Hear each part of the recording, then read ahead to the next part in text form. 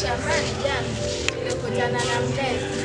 Mlezi alishangaza sana maana baba na chumba yake na anataka. Lakini kabla sijasahau, nikumbushe, umesema natoka dhehebu gani? Simekwambia kuwa natoka katika dhehebu lenye linaitwa Yesu ni mkate uzima. Mkate.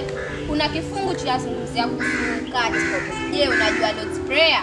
Ndio, kinasema utupe leo mkate wa siku. Lakini kuna watu wanashindwa kufafanua. Mkate wa siku si chakula, bali ni neno la Mungu ambaye ni Yesu Kristo. Oh,